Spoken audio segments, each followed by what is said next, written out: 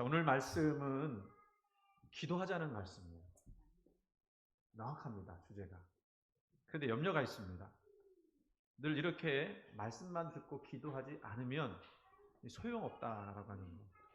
그러니까 여러분이 말씀을 들으시면서 기도의 동력을 좀 얻고 또 기도의 도전을 좀 받았으면 좋겠다.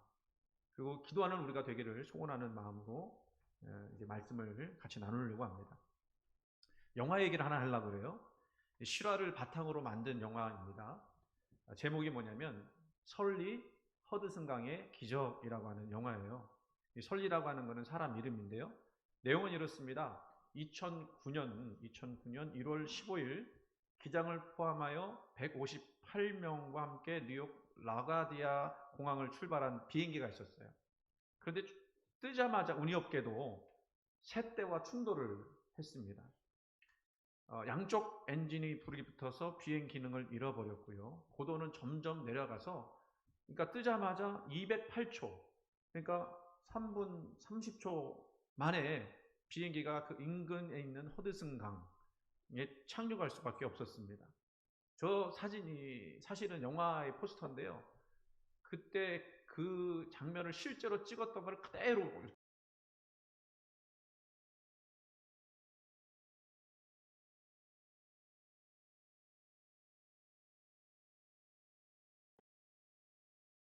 에 가까운 추운 겨울이었습니다. 그런데도 불구하고 전원 무사히 탈출을 해서 구조되었어요. 그 선장이 아니죠. 기장의 이름이 설렌버그라고 하는 분인데, 이분이 과감한 판단과 승무원의 신속한 대처, 그리고 승객들의 협조가 돋보인 그런 비상 착수라고 하죠. 물 위에 떴으니까 비상 착수였는데요. 당연히 이제 그렇게 한 사람도 죽지 않고 구조가 됐으니까 신문에서는요, 이 설리 그 기장에 대해서 굉장히 칭찬하고 영웅이다라고 치켜 세웠습니다. 근데 항공사는 다르게 판단했습니다. 과연 기장의 판단이 옳았을까 의문을 가졌어요. 그래서 항공 시뮬레이션, 이게 그 시뮬레이션이 뭔지 아시죠? 이렇게 그 기계적 컴퓨터 계산으로 한번 해보는 거예요. 근데 시뮬레이션을 했더니요, 허드슨강에 비상 착수하지 않고도 다시 공항으로 돌아올 수 있었다라고 하는 결론을 맺게 됐어요. 한 8번 시뮬레이션을 했는데요. 자, 저렇게 되면 어떤 일이 벌어지게 되느냐. 만약 공항으로 회항을 제대로만 했다면 비행기는 멀쩡했을 거예요. 그죠? 그리고 보험사도 비행기 그 보험 그 배상비를 지급하지 않아도 됐을 겁니다. 그래서 항공사나 보험회사는 이 설리의 섣부른 판단 때문에 이 공항으로 돌아오지 않고 그냥 강 위에 착륙하게 되었다라고 이제 몰아가려고 했어요. 근데 이 결론대로 맺음을 맺는다면 158명을 구한 영웅은 한순간에 그저 실력 없는 비행사로 추락을 하게 되고 말 것이었습니다. 어떻게 되었느냐고요? 그 설리 이 기장이요, 시뮬레이션을 한번 보자고 그래요. 어떻게 시뮬레이션을 하느냐. 그리고 시뮬레이션을 좀 보다가 시뮬레이션에 허점이 있다는 걸 발견합니다. 시뮬레이션 안에는 기계적인 계산이잖아요. 그 시뮬레이션은 새와 충돌하자마자, 비행기가 충돌하자마자 1초의 망설임도 없이 공항으로 회항하도록 그렇게 프로그램화 되어 있어요. 그 기장이요, 이거는 잘못됐다라고 이야기를 합니다. 이런 경우에는, 그러니까 이렇게 갑작스런 새와 충돌해서 예상치 못했던 그런 상황이 벌어졌을 경우에는 전혀 예상하지 못했던 순간이었기 때문에 로봇이 아닌 이상, 프로그램화된 컴퓨터가 아닌 이상 사람이기 때문에 계산할 시간이 필요했다라는 거예요. 그런데 그런 시간은 전혀 계산되지 않았다는 거예요. 그러니까 208초인가요? 208초 만에 떨어질 만큼 그 아주 긴박한 순간 아니었겠습니까? 자, 이거를 설명을 이렇게 해요. 사람들이요, 어떤 위기를 당하게 되면 가장 먼저 일어나는 현상이 뭐냐면 거부 반응이에요. 그러니까 무엇에 대한 거부 반응이냐면 지금 당한 위기를 현실로 받아들이지 않는 겁니다. 그것도 강력하게 거부한다라는 거죠. 이게 왜 그러냐면 일상성의 편견 때문이다라고 이야기합니다. 그러니까 우리 뇌는요, 어떤 그 어떤 그 앞에 일을 하려고 하면 늘 패턴을 인식하는 방식으로 작동을 한다고 그래요. 현재 일어나는 일들을 이해하고 앞으로 일어날 미래를 예측하기 위해서 과거의 정보 속에서 어떤 일이 있었는지를 기억해내서 그걸 이용한다는 겁니다. 그런데 재난은, 위기는 그런 패턴의 정보가 없다라는 거예요. 그런 기억이 없다라는 거예요. 그러니까 그것을 찾으려고 내가 막 애쓰다 보니까 그 상황을 받아들이는데 시간이 오래 걸린다라는 겁니다. 그리고 심하면 현실 자체를 부정하는 거죠. 예를 들면 불이 났을 때, 여러분 불이요 그러면 불이요 그러면 피난처로 이제 가면 되지라고 생각했는데 그런 경험이 없다라고 하면 불이요 했을 때 사람들이 지체한다는 거예요. 뭐 때문에 지체하는지 아십니까? 컴퓨터를 끄고요. 자기 물건을 챙기는데 시간을 걸린다. 그래서 출입구까지 나가. 출입구가 1분도 안 걸리는 거리인데도 불구하고 6분이나 걸리는 거예요. 그럼 그 사이에 사람이 죽는 거예요. 심지어는 총기 사건 같은 경우는 뭐 듣기는 뉴스에서는 봤지만 자기 앞에서 그런 일이 벌어지게 되면요. 이 상황이 초현실적으로 받아들여진대요. 그러니까 지금 내가 보고 있는 것이 꿈이지 이런 생각을 한다는 거예요. 그래서 현실을 받아들이지 않는 완강한 거부 현상이 일어난다는 겁니다. 이 설리기장도 순간적으로 엔진이 둘 다 쇳대에서 망가지고 불이 타는 순간에 35초 동안 당황하면서 아무것도 못했다는 사실이 녹음 파일을 통해서 공개가 되었어요. 그 35초가 위기의 35초였죠.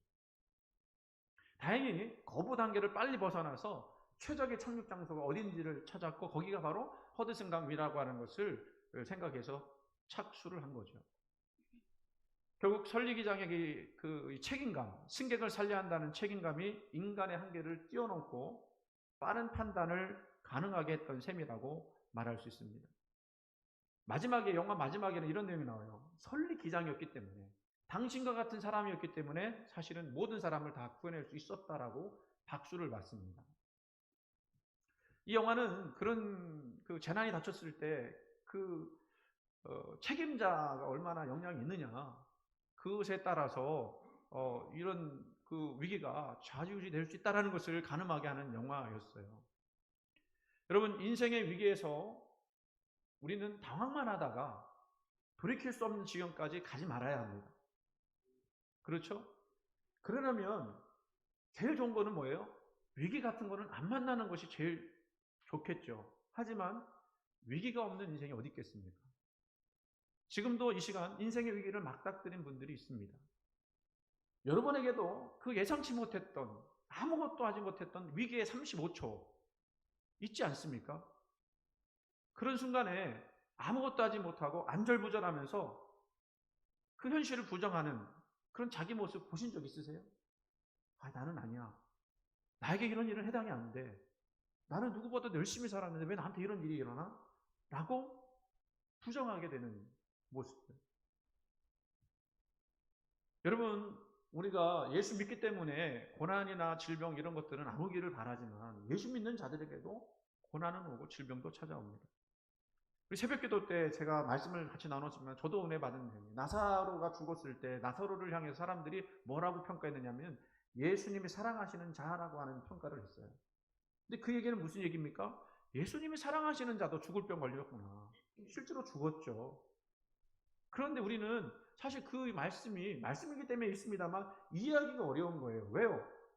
아니, 예수님이 사랑하시는 자인데, 사랑받는 우리인데 왜 이런 어려운 일이 벌어지느냐? 통해하기가 어렵습니다. 이럴 때 거부 반응이 일어나는 거죠.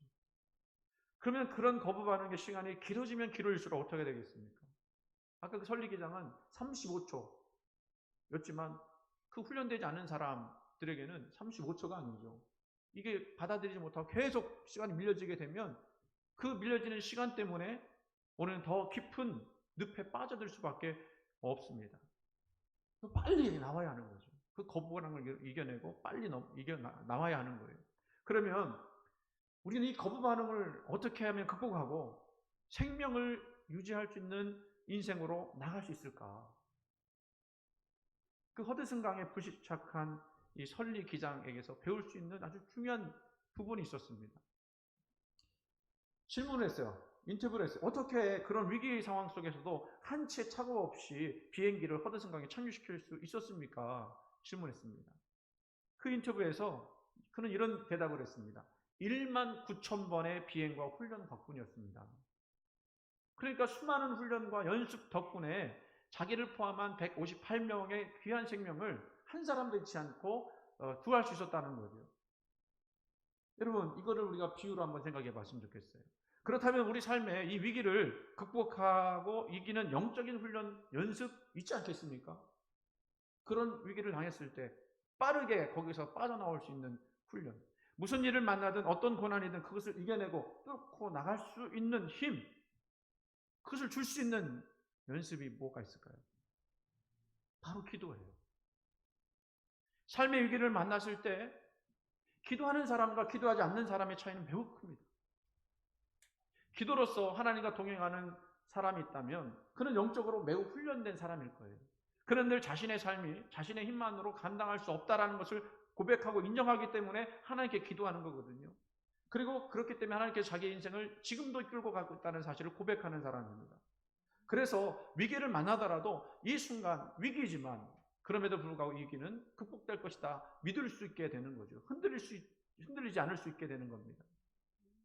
성경에 보면요, 다윗이 그 도피 생활을 하잖아요. 사울을 쫓겨 도피 생활을 할 때에 그 블레셋의 편으로 들어가는 그런 그 이야기가 있어요. 근데 그 블레셋 부대로서 활동하게 될 때 아말렉이라고 하는 그 족속이 와서 그 사랑하는 부인과 자녀들 재산을 다 빼앗아서 도망간 일이 있었어요.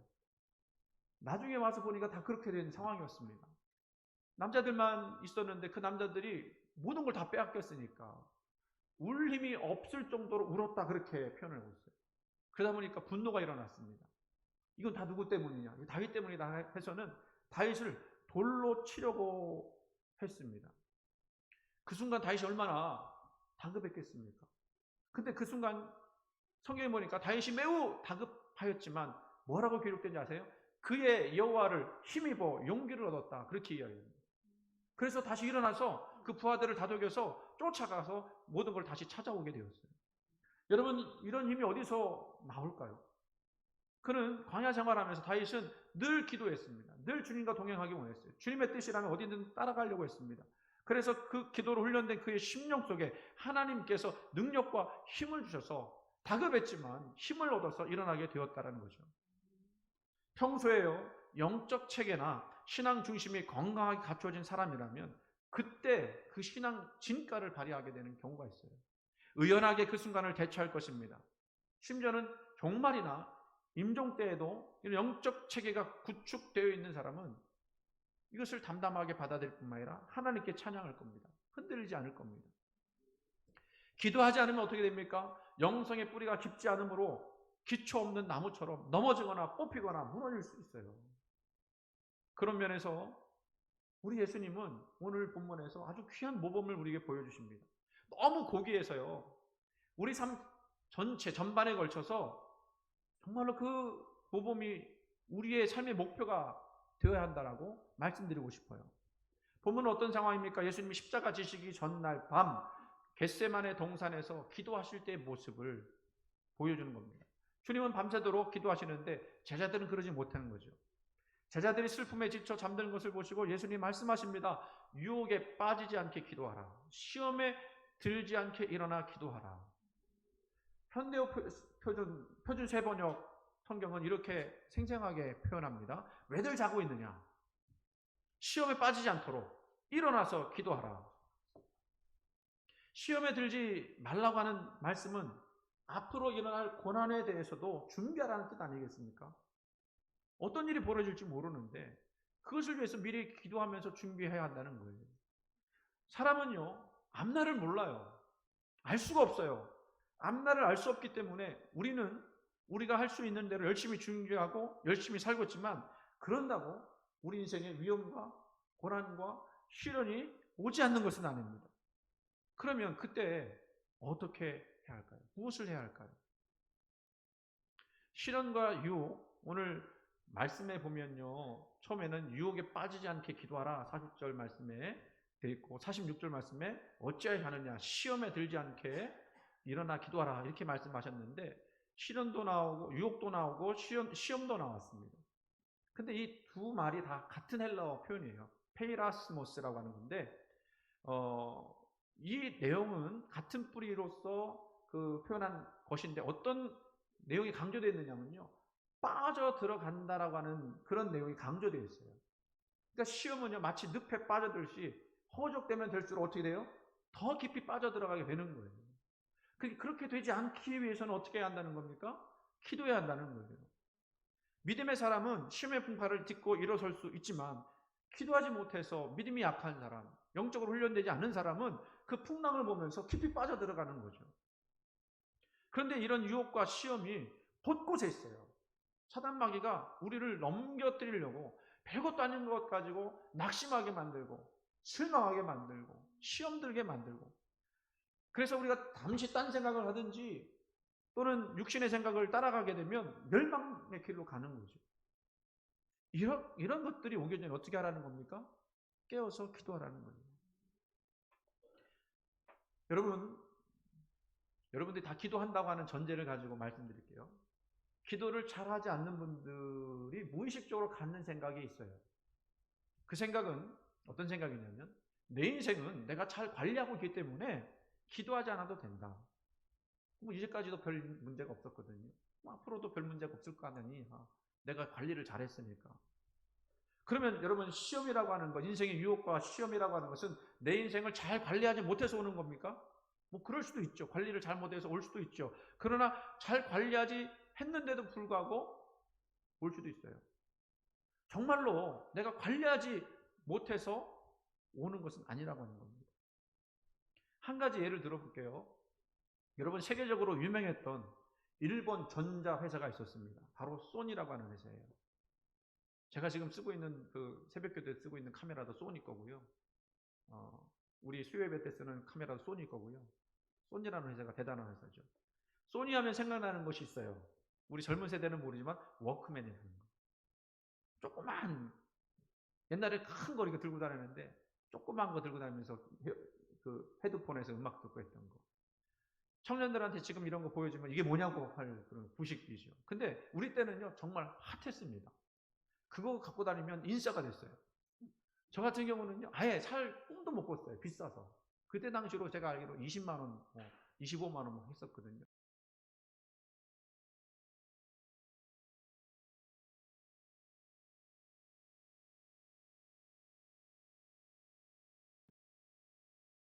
작은 회사에서 시작했어요. 그러면서 혁신적인 전자제품을 만들어내고 뭐 나중에는 라디오 만들어내고 TV 만들어내고 뭐 워크맨 만들어내고 그리고 나중에 컴퓨터도 만들어내고 1980년대는요 글로벌 시가총액 세계 10위 안에 드는 아주 대단한 전자회사가 되었습니다. 제국이 된 거죠. 대단한 기업이었어요. 정말 무너질 것 같지 않은 그런 제국이 지금도 뭐 사실은 위기를 극복하고 잘 나가고 있습니다만 그런데 그런 소니의 위기가 찾아왔습니다. 2003년 4월에 이틀 동안 무려 주가의 27%가 다운된 거예요. 그때 당시 돈이 공중으로 분해된 것이 몇 조 원이었냐면 10조 원이었습니다. 2003년 10조 원이면 지금 돈으로 얼마나 될까요?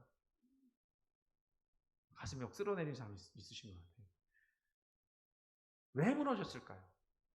몰락한 이유가 두 가지예요. 첫 번째는 폐쇄적인 생태계를 고집했다고. 너무 크니까 자기들 것끼리만 해도 이게 되겠다 생각을 한 겁니다. 그래서 자기들만의 포맷을 고집하고 다른 회사 것이 자기 회사에 들어오지 못하도록 한 거예요. 그 결과 어떻게 됐을까요? 시장 점유율이 점점 떨어지게 된 거죠. 이거는 분명히 그들의 잘못된 판단 때문이었습니다. 그런데 두 번째 이유는요. 그들이 잘못하지 않았어요. 어쩌지 못하는 이유 때문에 그렇게 된 건데요. 뭐냐면 변화의 타이밍을 잘못 맞췄습니다. 그것이 소니가 개발을 게을리하거나 연구를 게을리해서 그런 것이 아니에요.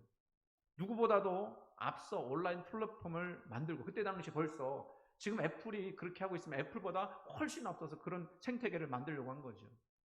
그리고 OLED라고 하는 아주 혁신적인 화면을 개발을 했습니다. 엄청나게 앞선 기술이었어요. 근데요, 그들의 방향을 몰았는데 뭐냐면 안타깝게도 시대를 너무 앞서갔어요. 그것을 받아들일 만한 시대의 준비가 되지 않았다는 거예요. 그러니까 너무 잘 만들었어요. 시대를 앞서갔어요. 그런데도 몰락했다는 것이 아주 특이한 거죠. 그 사람들도 연구한 거죠.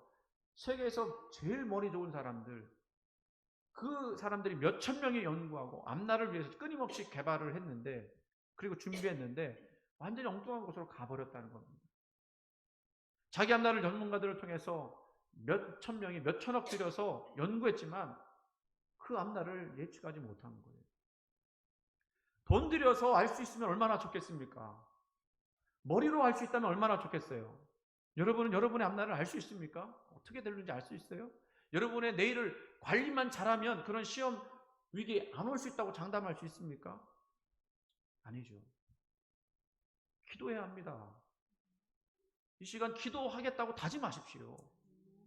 역사상 가장 강력한 나라 로마 제국의 죄수로 사형수가 되어서 십자가에서 죽어야 하는 그 큰 시험을 앞에 두신 예수님은 기도하셨습니다. 그분에게는 두 가지 힘이 있었어요. 첫 번째는 자신의 힘과 두 번째는 하나님의 힘이었습니다. 먼저 스스로 노력해서 힘을 발휘합니다. 기도하셨는데 어떻게 기도하셨어요? 땀이 핏방울처럼 되기까지 노력하셨어요. 얼마나 간절하게 기도하셨는지 우리가 기도할 때 이런 간절함을 주시옵소서, 이런 마음 가져야 되는데요. 44절 말씀 보세요. 예수께서 힘쓰고 애써 더욱 간절히 기도하니 어떻게 했다고요? 힘쓰고 애써 더욱 간절히 기도하시니 땀이 땅에 떨어지는 핏방울같이 되더라. 여러분, 우리가 시험을 만나게 되면 아까 거부 반응 일어나듯이 환경 탓하기 쉽습니다. 시대를 탓하기 쉽습니다. 부모를 원망할 수도 있습니다. 불운한 자기 인생 저주할 수도 있습니다. 하지만 그거 할 수 있다고 해도 그렇다고 누가 대신 기도해 줍니까? 기도해야 이길 수 있는데 누가 대신 싸워줍니까? 내가 기도하고 내가 이겨내야 하는 거예요. 시험 만나게 되면 더 분발해서 힘을 내서 기도해야 합니다. 끝까지 최선을 다해야 하는 거예요.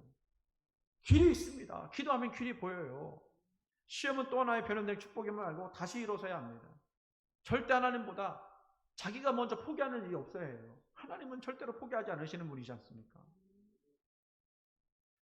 지금 전쟁이 일어나고 있는 우크라이나 그 밑에 루마니아라고 하는 나라가 있거든요. 공상 치하에 있었던 나라 아니에요? 그때 종교 박해가 있었습니다.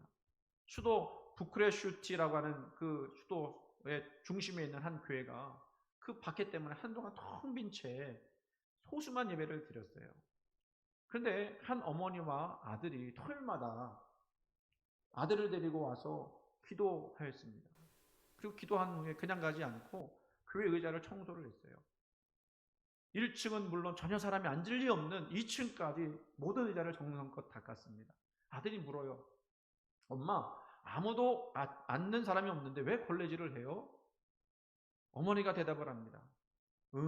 하나님께서 이 자리에 앉을 사람을 예비해 두셨단다. 어머니는 빈자리로 보지 않았어요. 소망을 가지고 포기하지 않고 그 일을 감당한 거예요. 하나님은요, 지금도 그런 사람 기다리시는 거예요.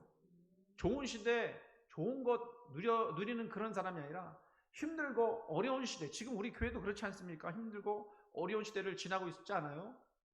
그럴 때 소망 버리지 않고 희망을 가지고 끝까지 기도하면서 주님을 위해서 살아가고 주님의 영광을 위해서 살아가는 그 사람들을 기다리고 있다는 거예요.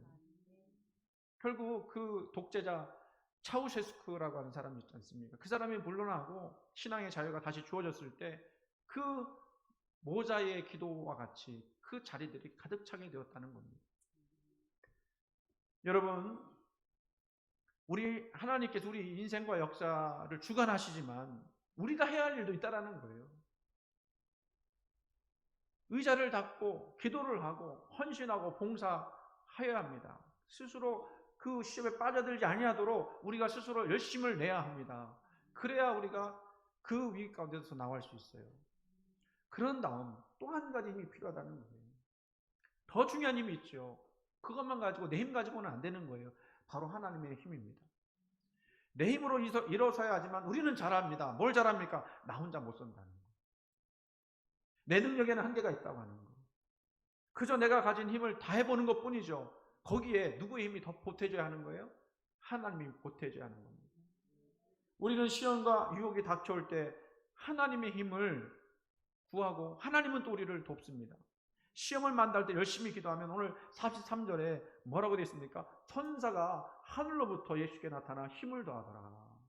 여러분, 이 천사에 대한 이야기는 별로 하지 않아서 여러분도 잘 느끼지 못하겠지만 여러분이 기도할 때요, 천사가 와서 여러분 도우실 수 있습니다. 성령이 여러분들을 도우시는 거예요. 도우시는 거예요. 초월적 도움, 성령의 도움, 위로부터 임하는 힘을 얻어야 살아갈 수 있는 시대에 우리가 살고 있지 않습니까, 여러분? 그렇지 않아요? 그렇게 생각하지 않습니까? 여러분 힘만으로 어떻게 살아갈 수 있어요?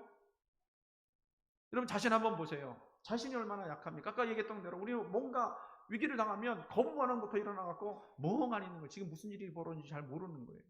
그런 일 당하면 하루에 수십 번도 낙심하고 절망하는 것이 우리입니다. 이 정도로 내가 약했나 싶어요. 저도 그런 경우 많아요. 아니 지금 내가 지금 신앙생활을 지금 50년 가까이 했는데 이 정도로 약했나? 그런 순간이 있다니까요. 안 그렇습니까? 이게 바로 우리의 본질이라는 거죠. 두려움과 염려하는 본질. 그렇습니다. 최선을 다하지만 나 혼자는 이길 수가 없어요. 육신의 연약함을 아시고 성령님께, 우리 주님께 우리 도움을 달라고 기도해야 합니다. 과거에는 이런 예화가 많이 있었는데 한번 옛날을 추억하면서 들어보세요. 어느 목사님이요, 목회하다가 너무 어려워서 죽으면 죽으리라 하고서는 기도원에 겨울에 올라갔어요. 삼각산에 올라갔어요. 눈이 하얗게 내렸습니다. 그래서 그때는 정말로 야성이 넘쳤거든요. 그런 추운데도 눈밭에서 기도하는 거예요. 나무 붙잡고 기도하는 거예요. 내가 얼어 죽으면 죽겠다라고 하는 심정으로 기도에 막 열심히 몰두했습니다. 그런데요, 그런 경험이 있는 거예요. 그렇게 얼어 죽으면 죽겠다고 기도하는 중에 성령이 강하게 역사하시는데 휴일을 못 느껴요. 위로부터 임하는 강력한 힘의 임재를 경험하게 돼요. 그러면서 자기도 모르는 그 기쁨이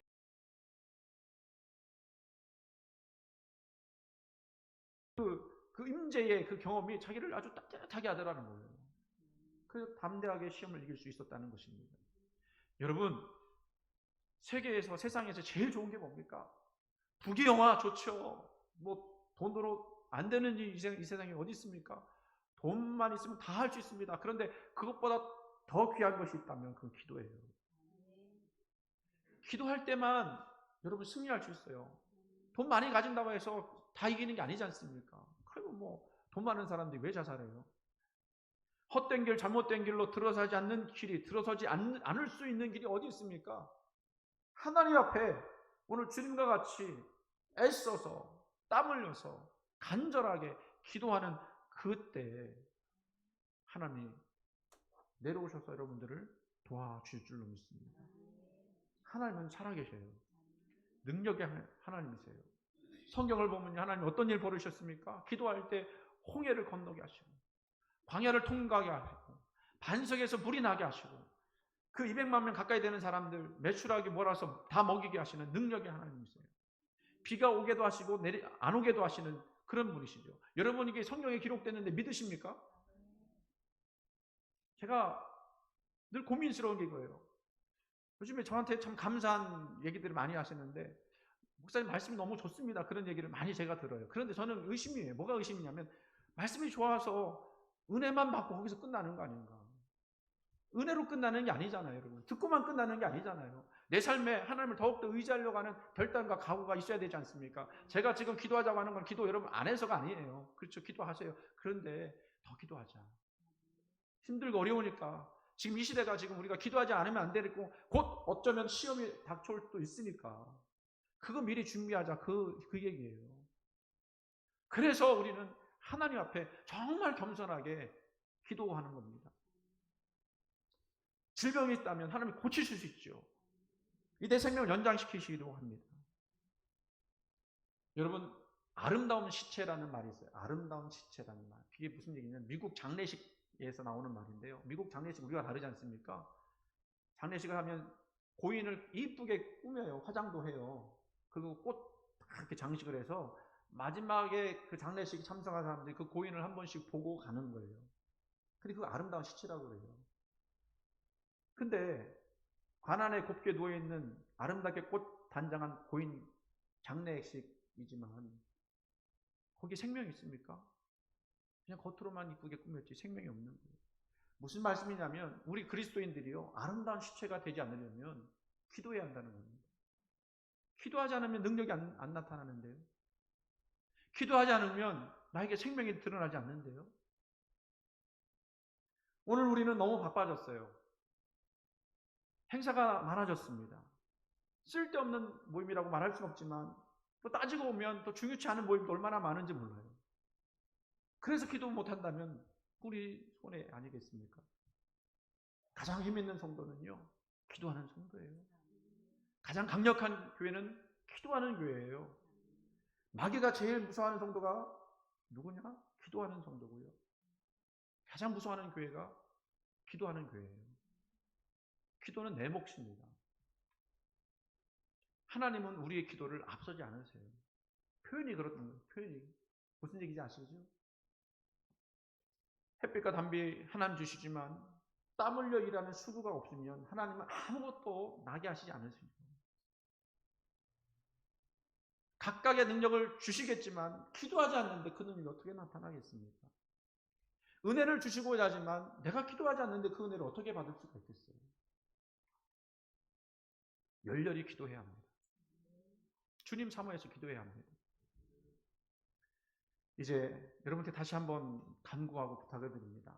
하나님 앞에 더욱 힘써 기도하여 환난과 유혹에 빠지들지 않는 그런 귀한 성도들 다 되시기를 주님의 이름으로 축원을 드립니다.